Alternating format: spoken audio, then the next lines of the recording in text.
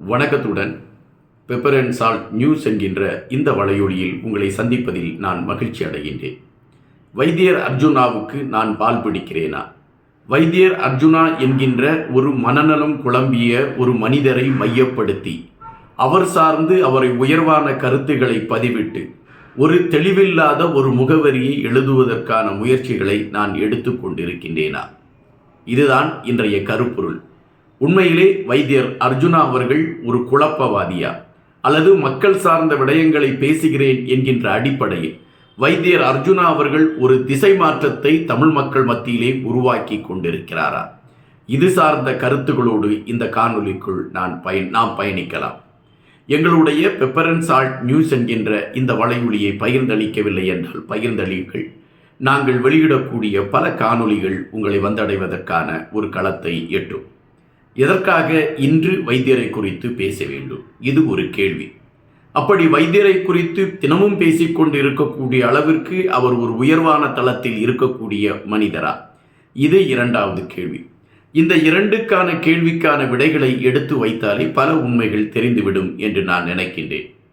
நேற்று எனக்கு சுவிஸ் நாட்டிலிருந்து தோழர் ஒருவர் அழைத்திருந்தார். அவர் ஒரு மருத்துவமனையில் வேலை செய்து கொண்டிருக்கக்கூடிய தோழர். அவர் அழைத்த பொழுது ஏதோ ஒரு விடயத்திற்காக அழைக்கிறார் என்கின்ற எண்ணத்தில் தான் நான் அந்த தொலைபேசியின் இணைப்பை எடுத்துக்கொண்டேன். அப்படி எடுத்துக்கொண்ட பொழுது அவர் சில விடயங்களை குறித்து பேசினார். அப்படி பேசுகின்ற பொழுது வைத்தியரை மையப்படுத்திய செய்தியை குறிப்பிட்டார். மக்களுக்கான களத்தில் இந்த வைத்தியர் நின்று செயல்பட்டு கொண்டிருக்கின்றார். ஆனால் வைத்தியரை எதிர்த்து களமாட வேண்டும் என்கின்ற நிலைப்பாட்டில் ஒரு சிலர் பயணித்துக் கொண்டிருக்கின்றார்கள். காரணம், அவர்கள் மக்களுடைய முகங்களை காட்டிக்கொண்டு தங்களை வளப்படுத்தி கொண்டவர்கள். அப்படி வளப்படுத்தி கொண்டவர்கள் தான் வைத்தியருக்கு எதிரான கருத்துக்களை பதிவிட்டு கொண்டிருக்கின்றார்கள். நீங்கள் வைத்தியரை மையப்படுத்தி சில நேரங்களில் ஆதரித்து கருத்துக்களை பேசுகிறீர்கள், சில நேரங்களில் எதிர்த்து கருத்துக்களை பேசுகின்றீர்கள். ஆனால் இந்த வைத்தியர் பல மாற்றங்களை கொண்டு வந்து கொண்டு இருக்கிறார் என்பதை நீங்கள் புரிய வேண்டும். அதற்கான சில தரவுகளை நான் உங்களிடம் குறிப்பிடுகின்றேன் என்று அவர் சில தரவுகளை குறிப்பிட்டார். குறிப்பிட்டுவிட்டு அதன் பின்பு நாங்கள் உடல் சார்ந்த விடயங்களை குறித்து அவரிடம் கலந்து கொண்ட பின்பு அவர், நான் ஏதாவது உங்களுடைய நேரத்தில் பெரும் நேரத்தை எடுத்திருந்தால் என்னை மன்னித்து விடுங்கள் என்ற ஒற்றை வார்த்தையை சொல்லிவிட்டு அந்த ஐயா அவர்கள் அமைதியாகிக் கொண்டார். அவருடைய தொலைபேசி இணைப்பை அவர் துண்டித்துக் கொண்டார். அவர் குறிப்பிட்ட பல விடயங்களை நாம் இங்கு அலசி பார்க்க வேண்டியது இருக்கிறது. ஒன்று, யாழ் மருத்துவமனையை மையப்படுத்திய செய்தி. யாழ் மருத்துவமனையில் இதுகாரும் பல பிரச்சனைகள் நடந்து கொண்டிருக்கின்றன. மக்களுக்கு எதிரான செயல்பாடுகள் நடந்து கொண்டிருக்கின்றன. ஆனால் இதுவரை அது வெளியே தெரிந்ததா என்றால் தெரியவில்லை. எப்பொழுது வைத்தியர் அது சார்ந்த கருத்துக்களை வெளியே எடுத்துக்கொண்டு வைத்தாரோ அப்பொழுதுதான் அது வெளியே தெரிய ஆரம்பித்தது.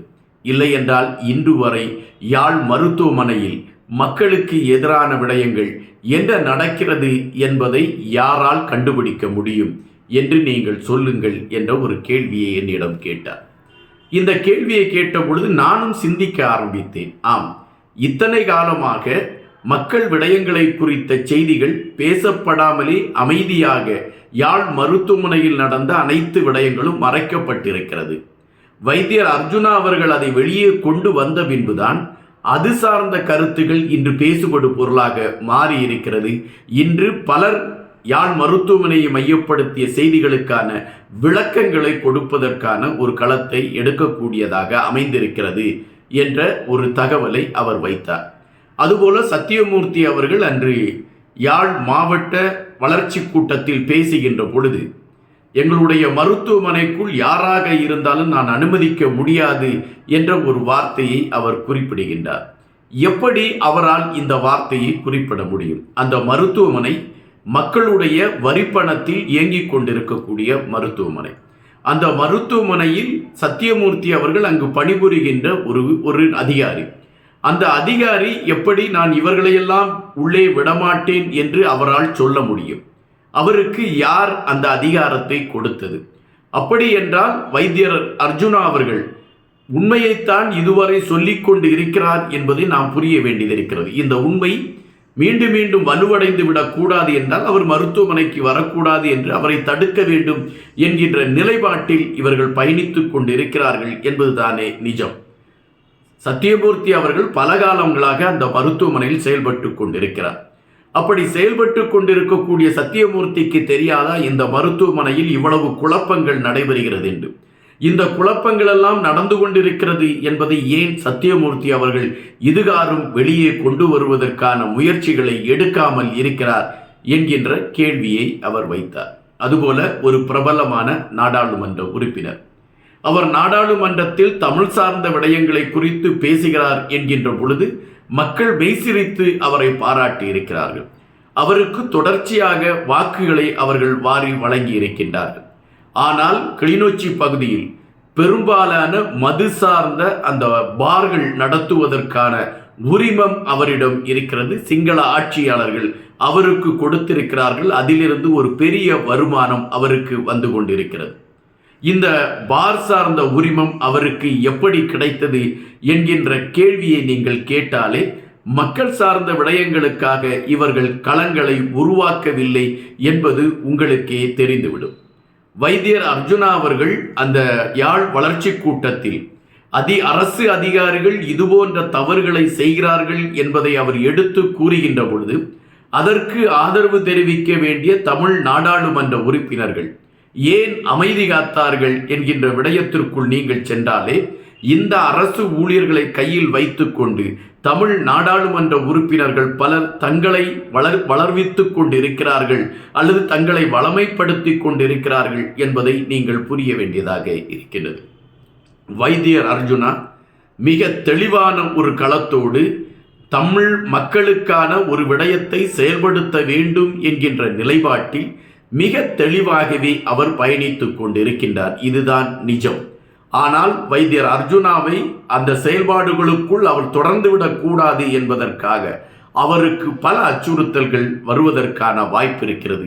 அதுதான் அவரை கொலை செய்து விடுவோம் என்கின்ற மிரட்டல், அர்ஜுனாவை யாழ் மருத்துவமனைக்குள் நாங்கள் நுழைய விடமாட்டோம் என்கின்ற அச்சுறுத்தல், அர்ஜுனாதான் யாழ் வளர்ச்சி கூட்டத்தில் குழப்பங்களை உருவாக்கினார் என்பதை வெளியே கொண்டு வருவதற்கொன்று அவர் மீது கரை பூசக்கூடிய நிகழ்வுகளை எடுத்துக்கொண்ட விடயங்கள் என பல அர்ஜுனாவுக்கு எதிராக அது நடந்தேறி கொண்டு இருக்கிறது என்றால் இங்கு அர்ஜுனா உண்மையை பேசுகிறார் என்பதுதான் நிஜம். எனவே தோழரே, நீங்கள் அழுத்தமாக அர்ஜுனா சார்ந்த கருத்துக்களை எடுத்து வையுங்கள். இந்த அர்ஜுனா கண்டிப்பாக தமிழ் மக்களுக்கான நல்ல விடயங்களை செய்வதற்கான ஒரு களத்தை கையில் எடுப்பார் என்கின்ற ஒரு விடயத்தை குறித்து மிக தெளிவான பல கருத்துக்களை அந்த தோழர் குறிப்பிட்டார். இது ஒரு வியப்பாகவும் இருந்தது என்பதை விட இதில் உண்மைகள் இருக்கிறது என்பதை என்னால் புரிந்து கொள்ள முடிந்தது. எனவே அது சார்ந்த கருத்துக்களை எடுத்து வைக்க வேண்டும் என்று நினைத்தேன். அதைத்தான் உங்கள் முன்னால் வைத்திருக்கிறேன். நன்றியுடன் என்பார்.